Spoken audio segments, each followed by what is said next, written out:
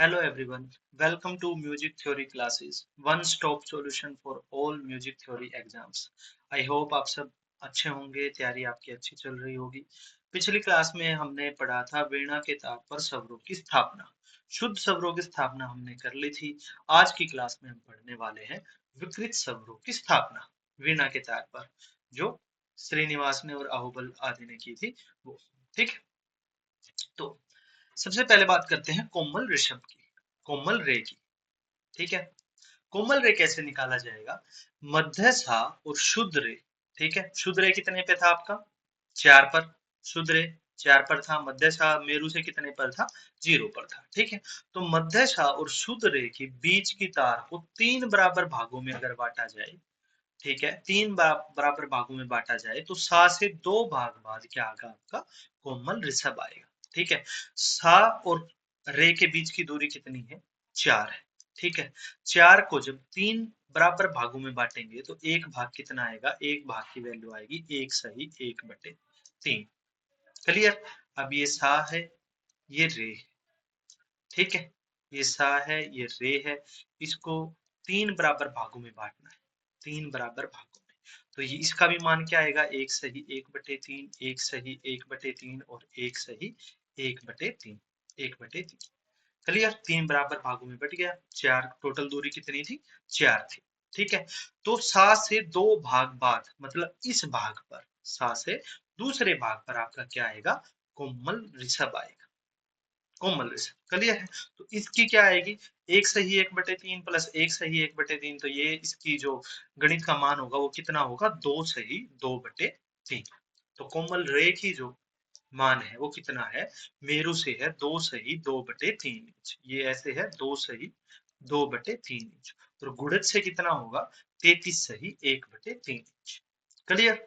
सा और रे के, शुद्ध रे के बीच के भाग को 3 बराबर भागों में बांटने पर दूसरे भाग पर क्या आएगा? आपका कोमल रे आएगा।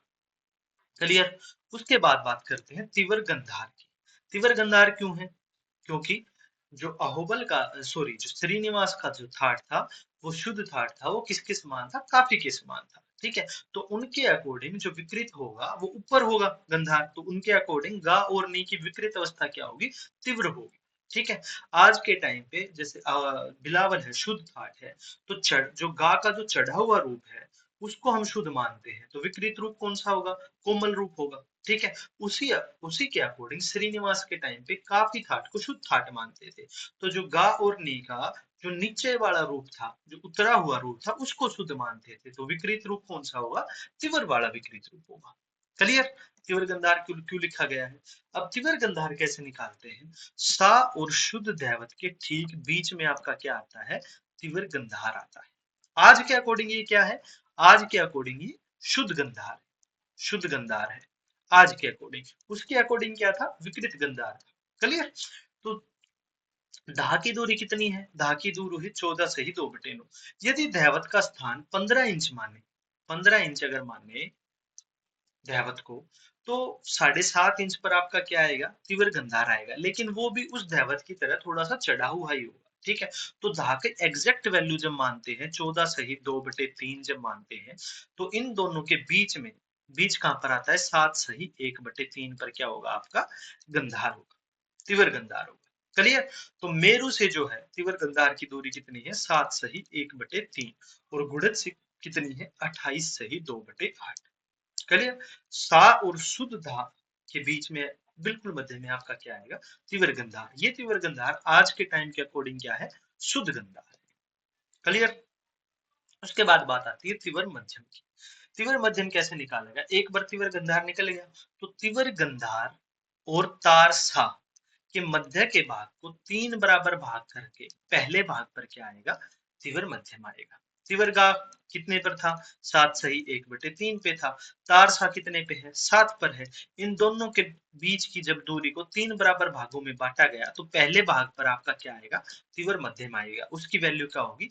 10 सही 8/9। क्लियर?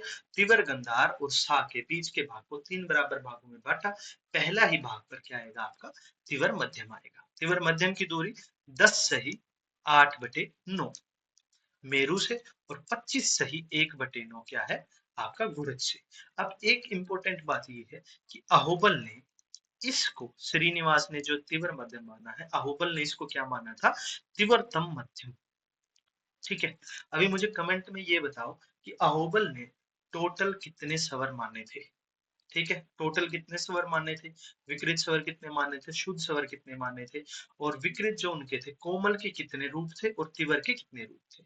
ठीक है, तो जो इंपॉर्टेंट क्वेश्चन है, श्रीनिवास का तीव्र मध्यम को अहोबल ने क्या माना था, तीव्रतम मध्यम माना था। ठीक है, क्योंकि तीव्र के भी उन्होंने दो तीन चार भाग बताए थे, कोमल के दो भाग बताए थे। ठीक है, तो सारे आप कमेंट करके बताओ।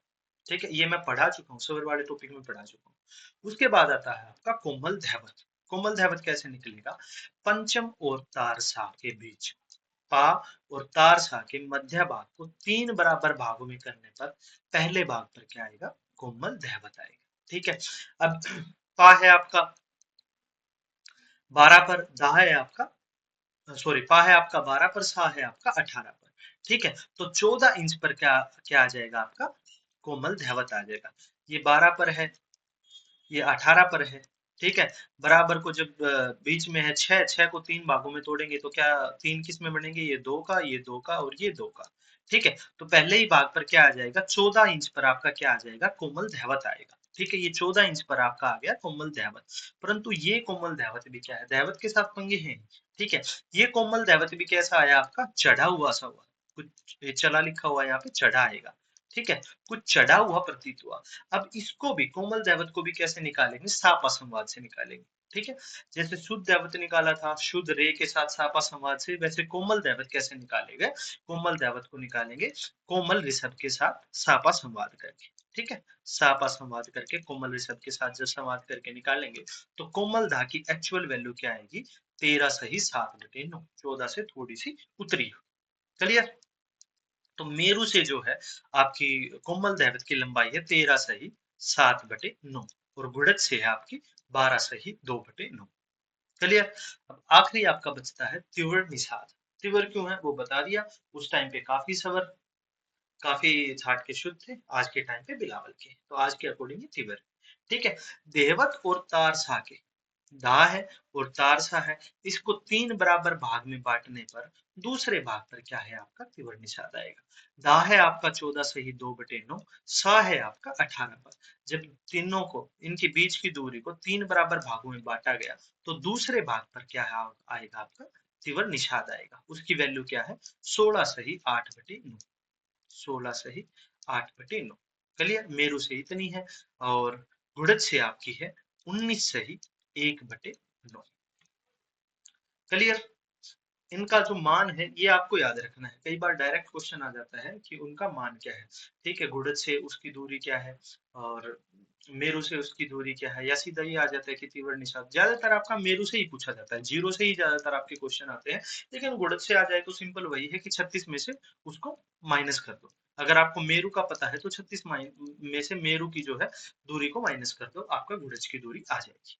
क्लियर, अब ये आपकी पूरी टोटल टेबल दी हुई है। सा है जो मेरु से है 0 है, गुड़ज से 36 है, रे की जो वैल्यू है मेरु से 2 सही 2/3, गुड़ज से 33 सही 1/3, शुद्ध की 4 और 32, ये पूरा टोटल आपकी जो है दी गई। गा की जो है वो 6 है, जो मेरु से और गुड़ज से क्या है 30 इंच है।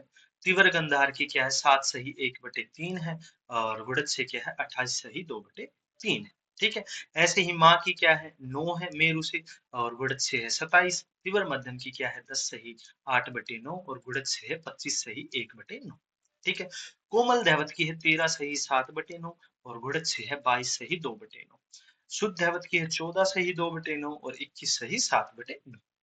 क्लियर, निषाद की आपकी मेरु से है 16 और गुड़ज से है 20। तीव्र निषाद की आपकी है मेरु से 16 सही 8/9 और गुड़ज से है 19 सही 1/9। ठीक है, और तारसा की तो तारसा तो बिल्कुल मध्यम में है, दोनों में 18-18 है। चलिए, ये सारी आपको याद होनी चाहिए। ठीक है, यहाँ से डायरेक्ट क्वेश्चन आता है। चलिए, उसके बाद है भातखंडे जी ने भी जो वीणा के सदरों पर स्थापना की है उसमें श्रीनिवास जी की ही विधि अपनाई।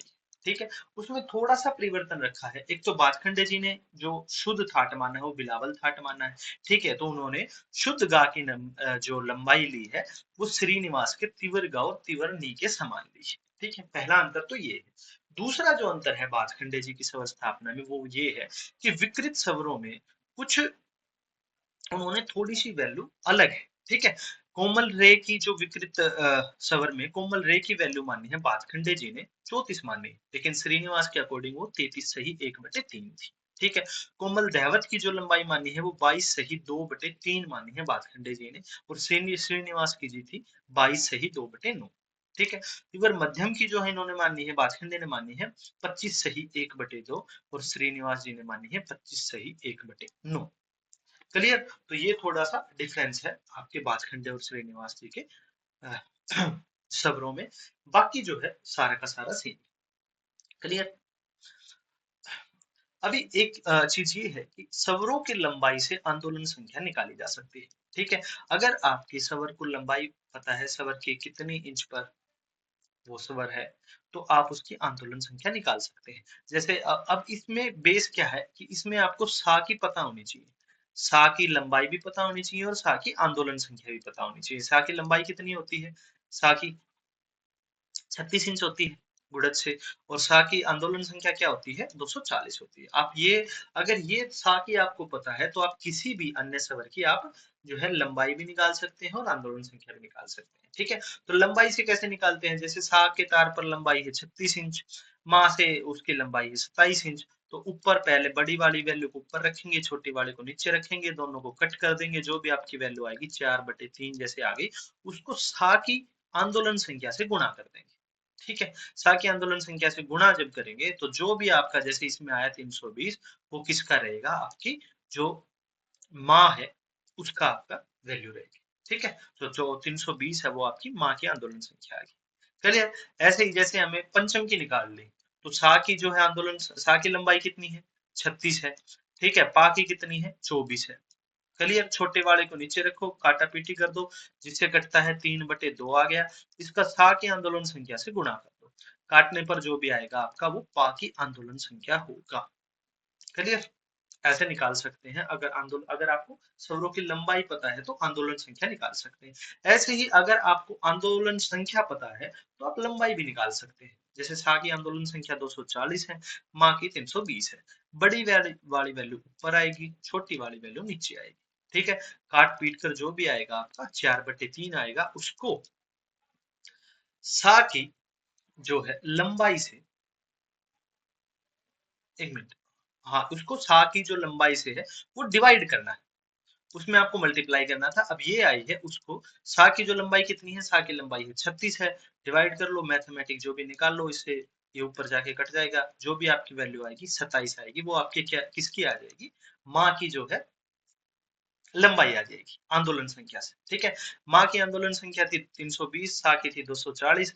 आपने बड़ी संख्या ऊपर रखी, छोटी संख्या नीचे रखी, काट दिया, जो भी वैल्यू आई उसको डिवाइड कर दो सा की लंबाई से। ठीक है, अब इसमें आपको दो चीज बात देने योग्य है कि यदि लंबाई से आप आंदोलन संख्या निकाल रहे हो तो गुणा होएगा।